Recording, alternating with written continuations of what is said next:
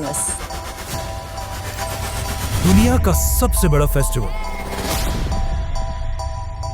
ये इतना बड़ा फेस्टिवल है कि मुसलमानों की ईदें जितना पैसा 10 साल में बनाती हैं, उससे भी ज्यादा पैसा क्रिसमस के सिर्फ 1 साल में बनता है। लेकिन आखिर ये क्रिसमस मनाया क्यों जाता है? क्योंकि आज दुनिया के सबसे बड़े रिलीजन क्रिश्चियनिटी का ये मानना है कि इसी दिन, क्रिसमस के दिन, जीसस ईसा अलैहिस्सलाम पैदा हुए थे।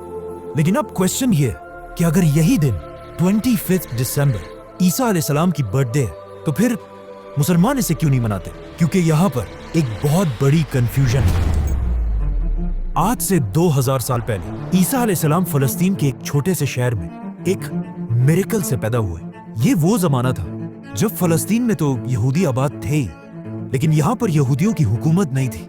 हुकूमत उस वक्त की एक बहुत बड़ी सुपर पावर रोमन एम्पायर की थी। जब रोमन एम्पायर अपनी ताकत की पीक पर थी और यहाँ के बादशाह का नाम था सीजर ऑगस्टस, जो रोमन एम्पायर का सबसे ताकतवर बादशाह था। और इसके नाम को, ऑगस्टस को, आज हम सब बहुत अच्छी तरह जानते हैं, क्योंकि इसी ऑगस्टस के नाम पर साल के एक महीने का नाम भी रखा गया। जैसे ही ऑगस्टस अपनी ताकत की पीक पर पहुंचा, उसने वही गलती की जो हमेशा हर बादशाह इस पोजीशन पर पहुंचकर करता है।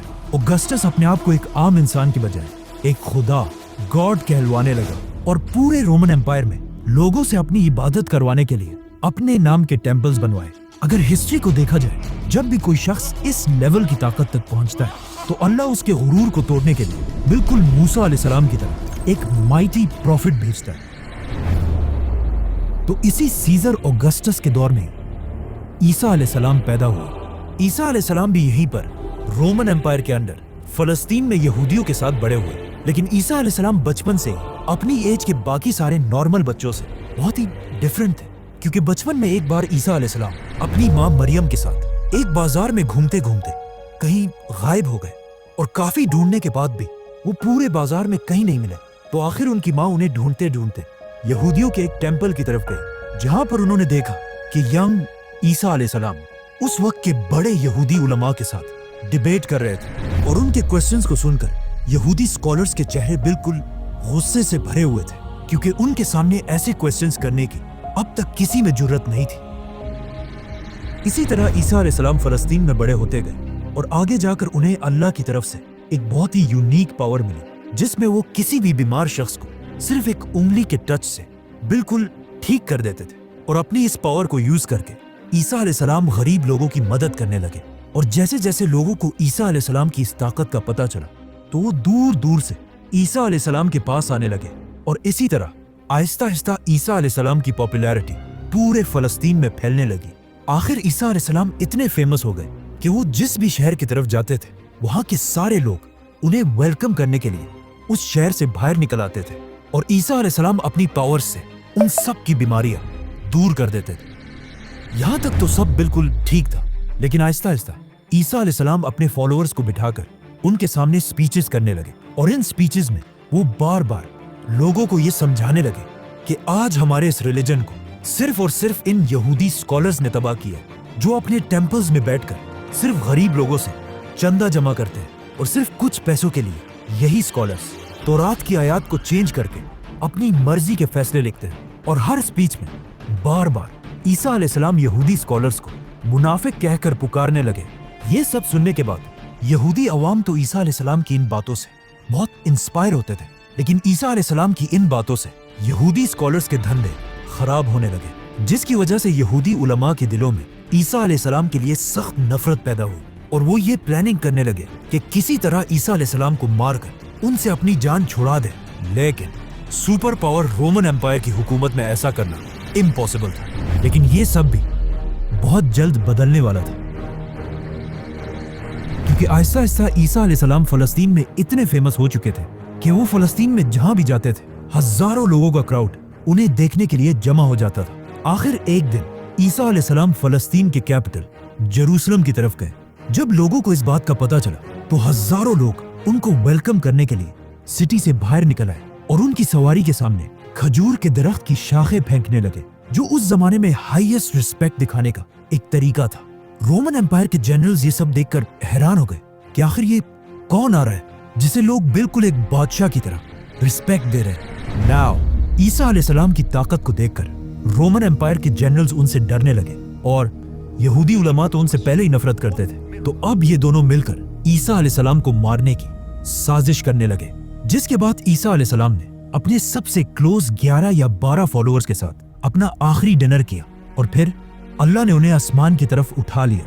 लेकिन क्रिश्चियंस का मानना है कि इसके बाद उन्हें मार दिया गया। अब ईसा अलैहिस्सलाम तो दुनिया से चले गए, लेकिन यहाँ फलस्तीन में उनके 11 फॉलोअर्स ने फैसला किया कि वो ईसा अलैहिस्सलाम की टीचिंग्स को पूरी दुनिया तक पहुंचाएंगे। तो सबसे पहले इन फॉलोअर्स ने यहूदियों को कन्विंस करने की कोशिश की, लेकिन ऑफ कोर्स यहूदियों ने ईसा को नहीं माना, तो इनको क्या मानेंगे। तो ये फॉलोअर्स यहूदियों को छोड़कर दुनिया के बाकी लोगों तक ईसा अलैहिस्सलाम का मैसेज पहुंचाने लगे और यहूदियों के बिल्कुल ऑपोजिट बाकी दुनिया में क्रिश्चियनिटी बहुत तेजी से फैलने लगी। और इन्हीं नए फॉलोअर्स में से एक का नाम सेंट पॉल था। आज की दुनिया की क्रिश्चियनिटी में सेंट पॉल का सबसे बड़ा रोल है, क्योंकि पॉल से पहले लोग ईसा अलैहिस्सलाम को सिर्फ एक पैगंबर और अल्लाह का बंदा समझते थे, लेकिन पॉल ने पहली बार दुनिया में एक कॉन्सेप्ट लाया कि ईसा अलैहिस्सलाम कोई आम इंसान नहीं बल्कि अल्लाह के बेटे और खुद भी एक खुदा थे। आज पूरी दुनिया के क्रिश्चियंस ईसा अलैहिस्सलाम को खुदा मानते हैं और इस सब की शुरुआत इसी पॉल से हुई थी। हालांकि पॉल अपनी पूरी जिंदगी में ईसा अलैहिस्सलाम से कभी मिला ही नहीं था। पॉल और उसके फॉलोअर्स की वजह से Aahista Aahista Christianity Roman empire में फैलती गई, लेकिन यहाँ पर मसला ये था कि रोमन एम्पायर का रिलीजन क्रिश्चियनिटी के बिल्कुल ऑपोजिट था और वो उस जमाने में जुपिटर की इबादत किया करते थे। तो रोमन एम्पायर की इस आवाम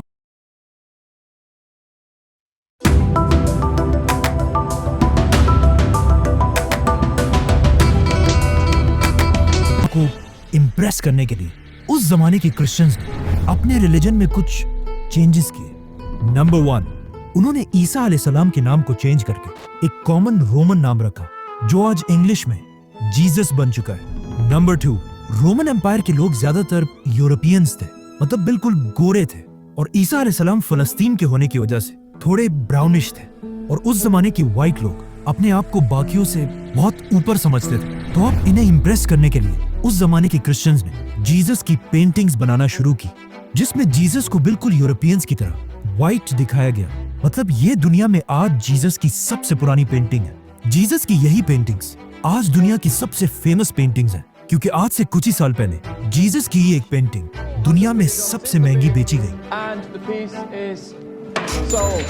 $450 मिलियन में, और जिसे खरीदा किसने? Mohammed bin Salman is the actual buyer of a Leonardo for a record-breaking $450 million at a Let's come back to the story. Christianity में इन चेंजेस की वजह से Aahista Aahista Christianity Roman empire में बहुत तेजी से फैलने लगी और क्रिश्चियंस इतने बढ़ गए कि रोमन एम्पायर के बादशाहों ने सोचा कि अगर क्रिश्चियंस ऐसे ही बढ़ते गए तो ये तो हमारे रिलीजन जुपिटर के रिलीजन को बिल्कुल खत्म कर देंगे। तो आखिर रोमन एम्पायर के बादशाह ने फैसला किया कि अब क्रिश्चियनिटी को फैलने से रोकने के लिए हमें सारे क्रिश्चियंस को मारना होगा। जिसके बाद रोमन एम्पायर ने क्रिश्चियंस पर ऐसा जुल्म किया कि इस जुल्म को कुरान में भी डिस्क्राइब किया गया है कि जब रोमन एम्पायर के बादशाह के जुल्म से कुछ यंग लड़के भागकर एक गार केव में छुप गए और वहीं पर अगले 300 साल तक सोते रहे, जिन्हें असहाबे काफ कहा जाता है। रोमन एम्पायर के इस सारे जुल्म के बाद भी क्रिश्चियंस अपने रिलीजन से पीछे नहीं हटे, बल्कि इन सारे जुल्मों से क्रिश्चियनिटी और भी तेजी से फैलने लगी और दुनिया के हर कोने तक पहुंचने लगी, यहाँ तक कि ये रिलीजन पहली बार इंडिया तक भी पहुंचा। आखिर ईसा अलैहिस्सलाम के 300 साल बाद क्रिश्चियनिटी इतनी पावरफुल हो गई कि रोमन एम्पायर के एक बादशाह कॉन्स्टेंटीन द ग्रेट ने अपने रिलीजन को छोड़कर क्रिश्चियनिटी में कन्वर्ट हो गए।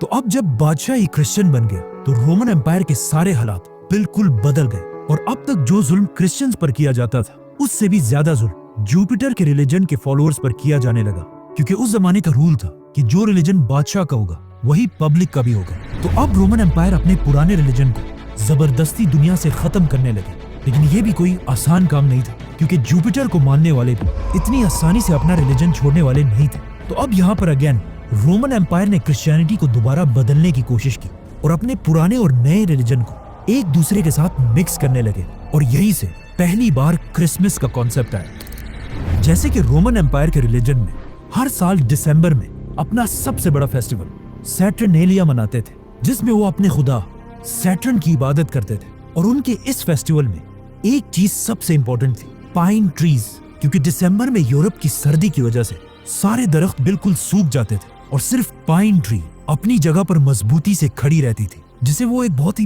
होली चीज समझते थे। और हर फेस्टिवल में इसी दरख्त के एक शाख को अपने घर में लाकर सजाते थे।